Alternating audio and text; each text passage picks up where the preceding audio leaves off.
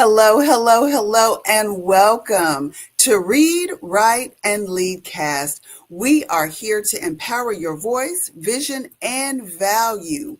It's where every word leads to a greater you. Grab your pens, open your minds, and let's step into today's episode that will challenge your intellect and inspire you to go to your next. I'm Krystal Henry, your visibility coach, international speaker, preacher, and actuation teacher. I also am proud to say that I am the host of the Krystal Henry Show and the Made to Lead Millions podcast.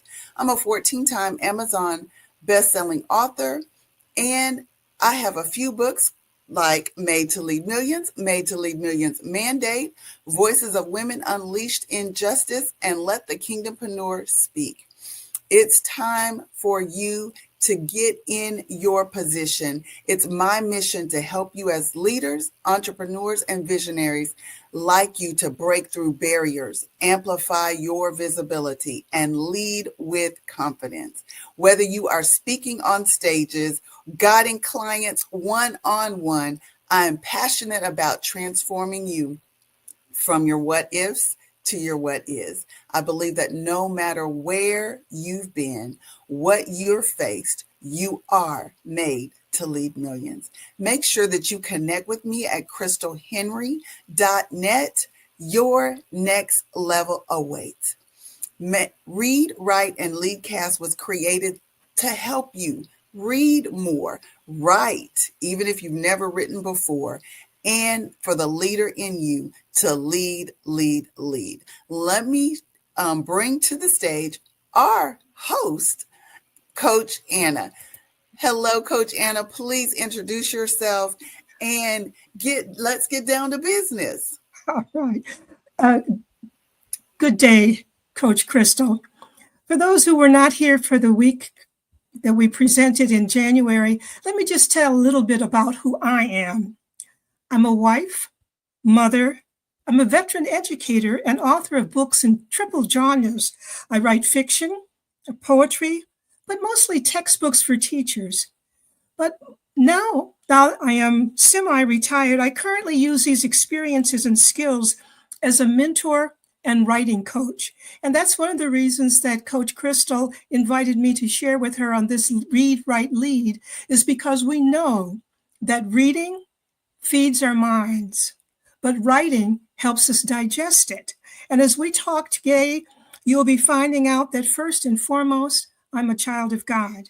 And so I intentionally share my Christian journey in journals, in anthologies, and in online interviews. And so as we work today, know that our goal is to help you become the leader that God intends for you to be. In this case, with our help.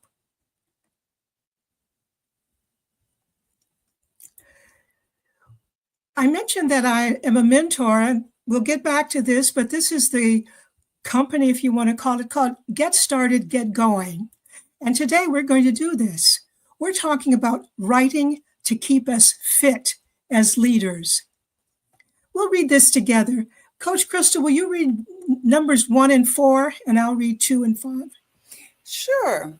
Expressive writing is personal and emotional writing without regard to punctuation, verb agreement, or other technical aspects of writing.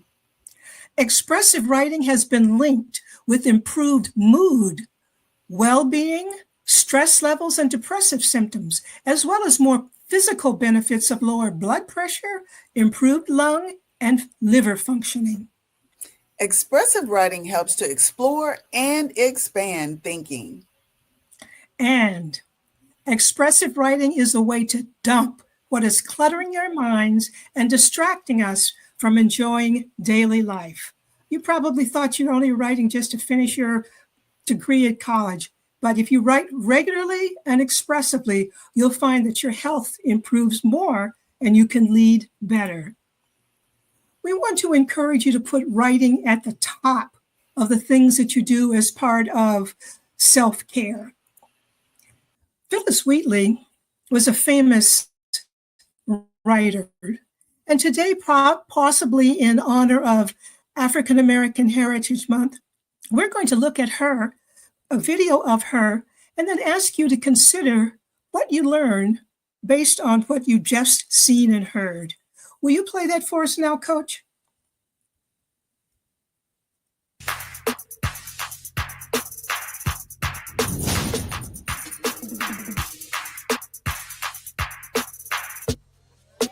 When she was a child, Phillis Wheatley was kidnapped from her family in West Africa, enslaved and shipped to the American colonies.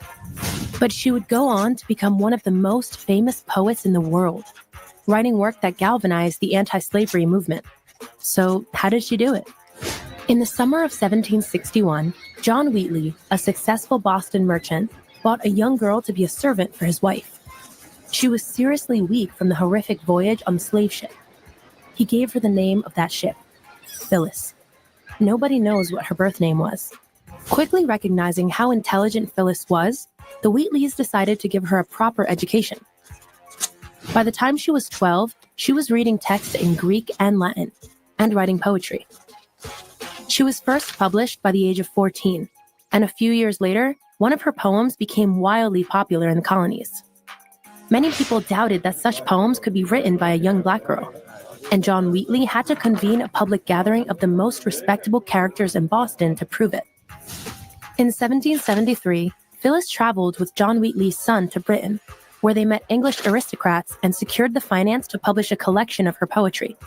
When they returned to the United States, the Wheatley family granted her freedom. Phillis continued to live with the Wheatleys and wrote poems about the injustices of slavery, her Christian faith, and the righteousness of the patriot cause against the British. Phillis even wrote a famous poem that celebrated George Washington's command of the Continental Army. Washington was impressed and sent Phillis a letter of gratitude. When the Wheatleys died, Phillis was left in a precarious position. Her poems were known, but they gave her no regular income, and she had no experience of physical labor. So she married a free black businessman by the name of John Peters.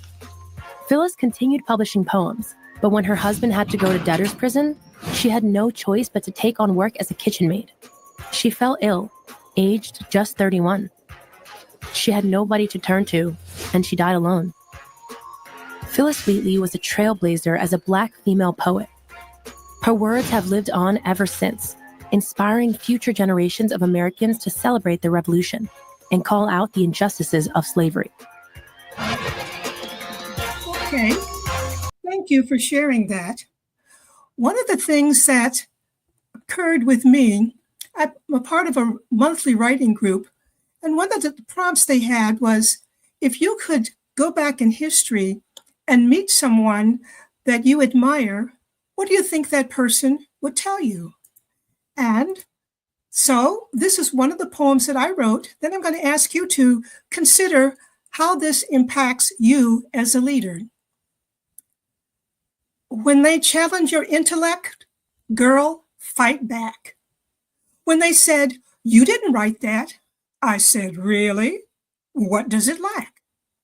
They shouted right back, it's because you're black. Blacks can't write like that. Oh, yeah, I said, maybe not just like that. You watch my smoke. You better stay woke, because I'm not through with you or with you. I kept on writing, and I hope you do too.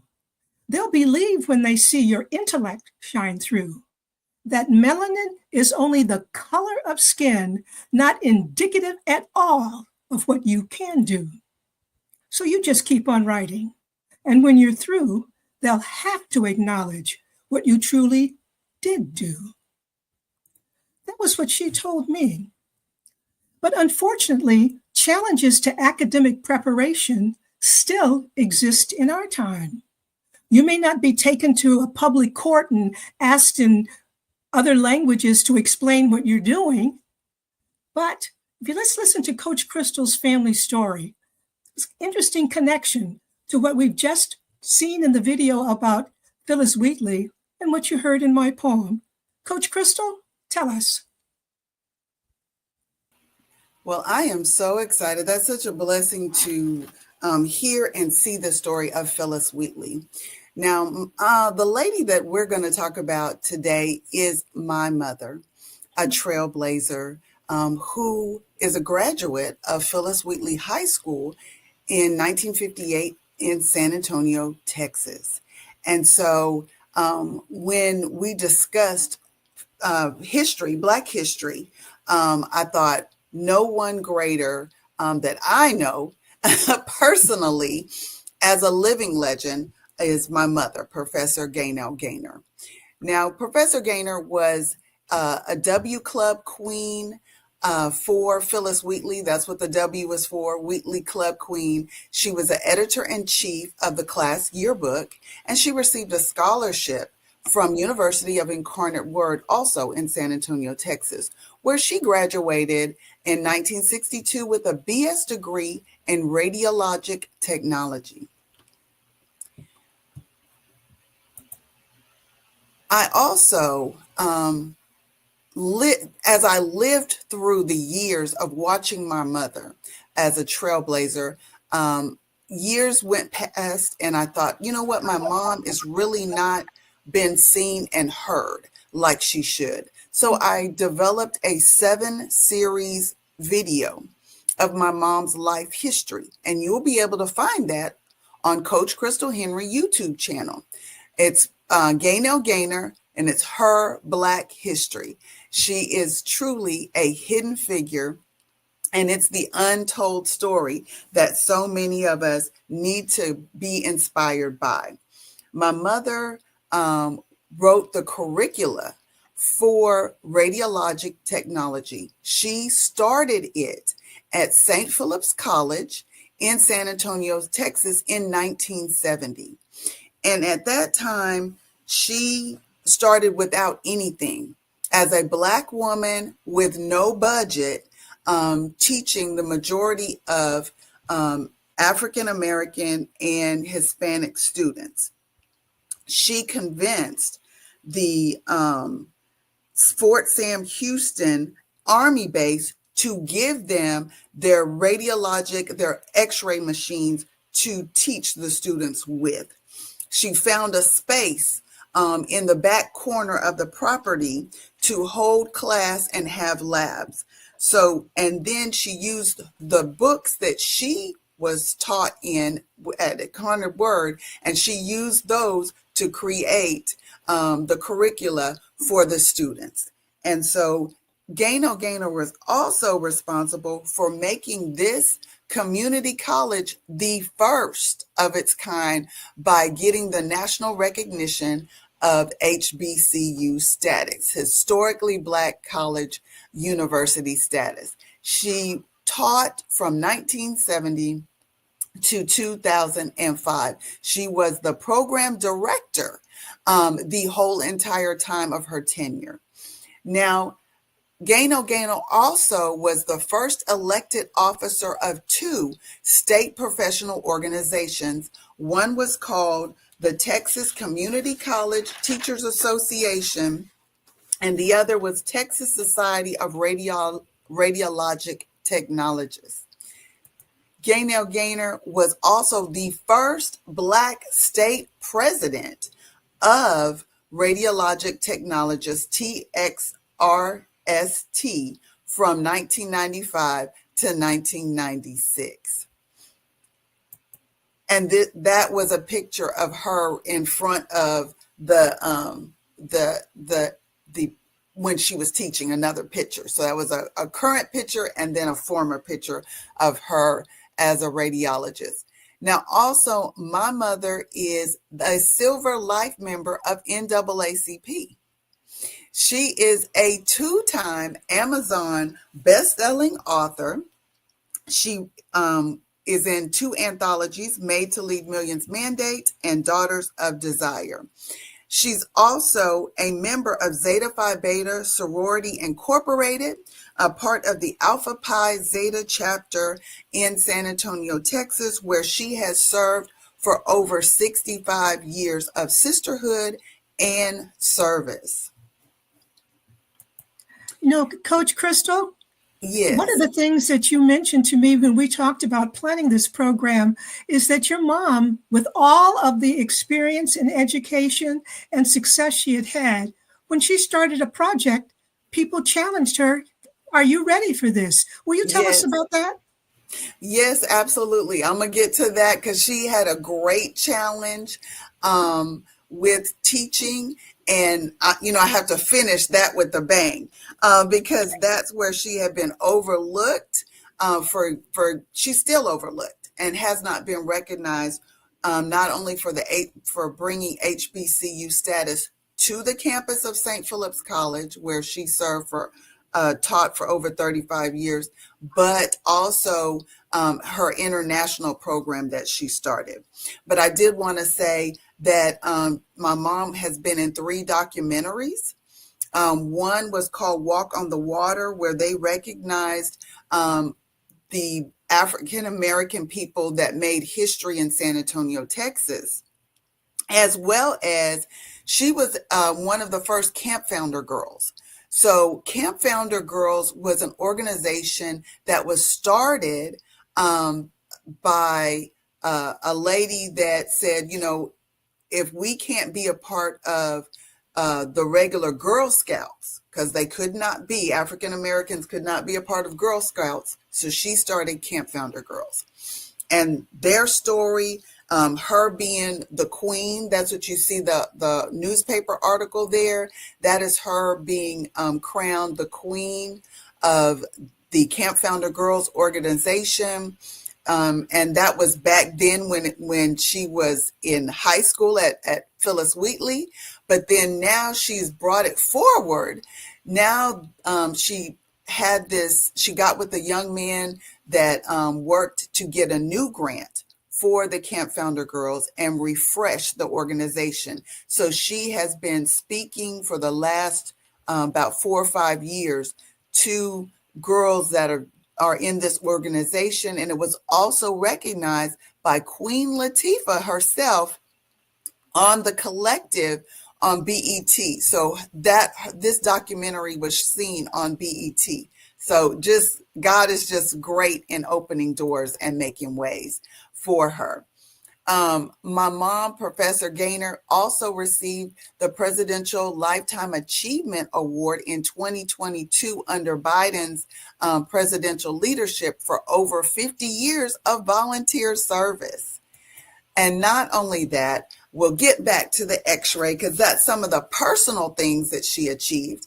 But when you go back to her starting the program in 1970, she started computer tomography, which is CT, MRI, if those of you are familiar or ever had to get their own MRI, ultrasound, sonography, and X-ray. Those are the programs where she developed the curriculum, and taught students for over 35 years.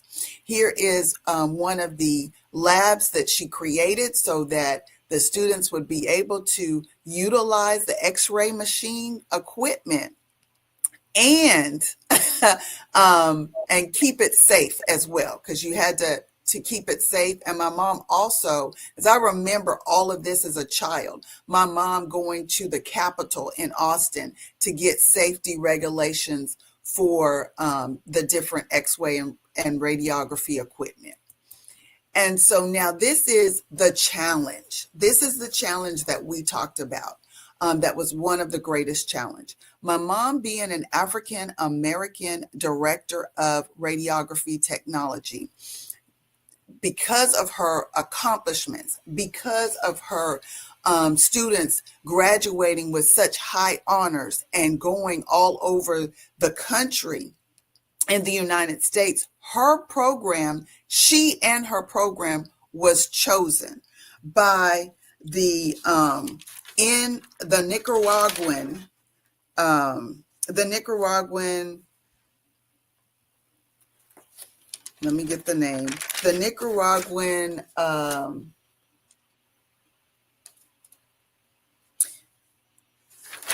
Society of Radiologists. And so she went to Managua, Nicaragua. And when she went there, it was during the revolution. It was a war-torn country.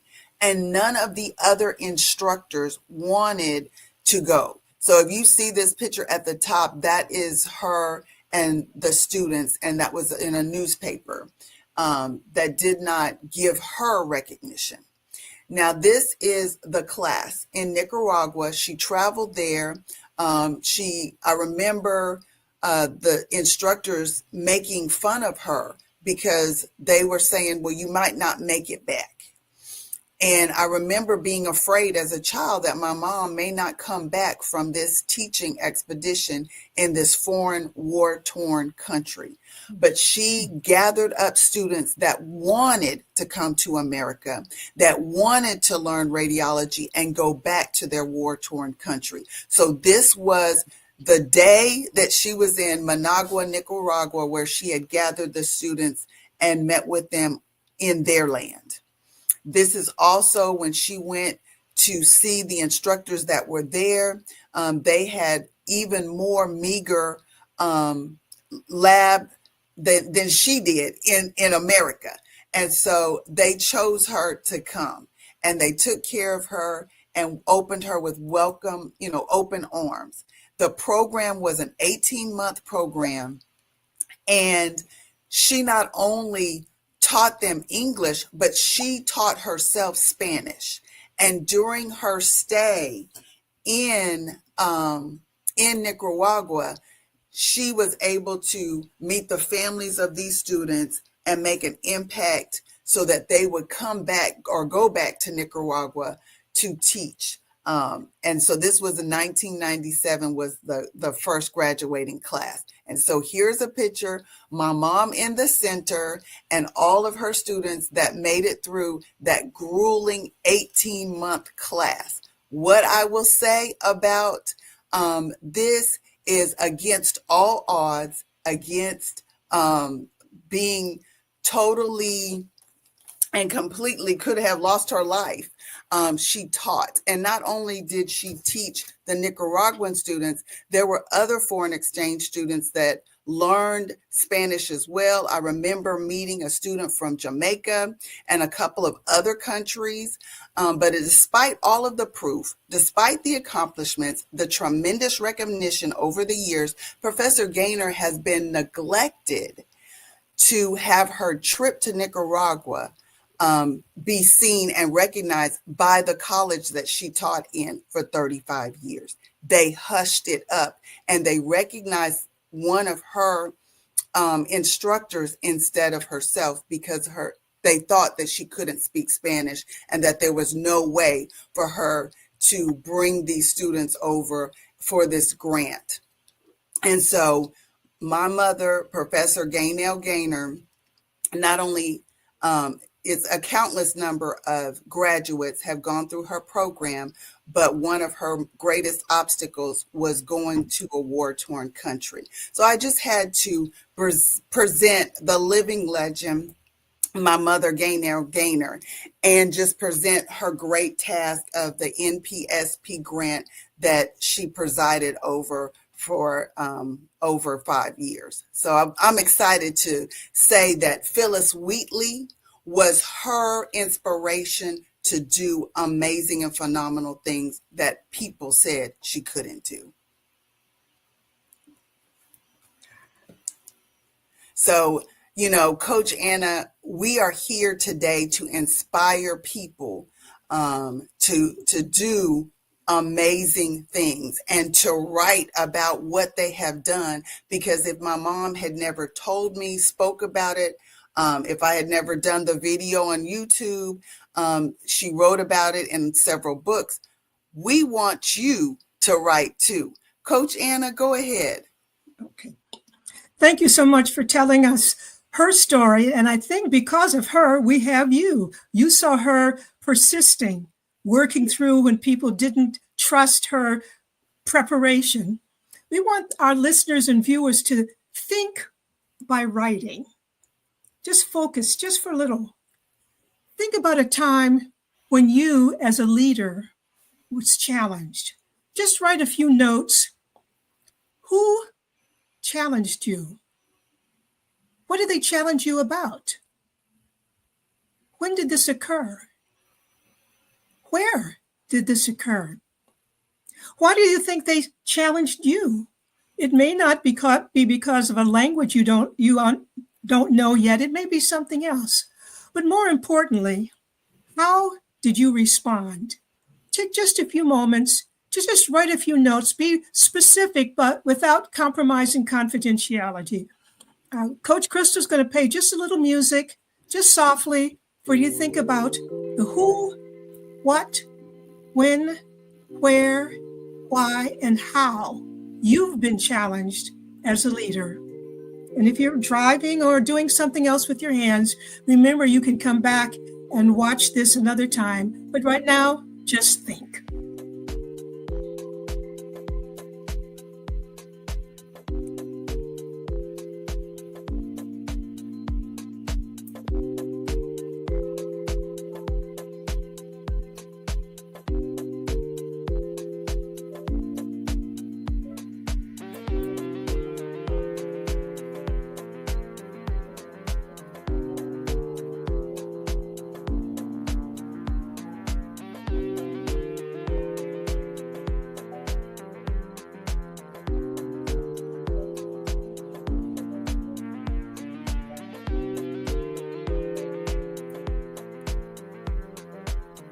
Now that you've scribbled a few notes, we're going to invite you to put them aside for right now, but come back and write a paragraph that includes those 5 W's and H. One of the reasons we ask you to do it this way is whenever we're doing any kind of writing, for the most part, the introduction to whatever we're going to do usually asks us to consider who we're writing for, what we're writing about, when and where, how and why. But because we've had the opportunity to hear about a pioneer in our own generation, we want you to think about how you may be challenged as a leader and how you can prioritize writing in a way that will give you an opportunity to process what you're reading, what you're experiencing. And just do one more time where we do the kind of acrostic. Just take a few moments and use the letters in prioritize and think of words and phrases that suggest why it's important to prioritize both writing and reading, what you've heard today, what you've experienced. Just a moment, a word or a phrase to go with prioritize.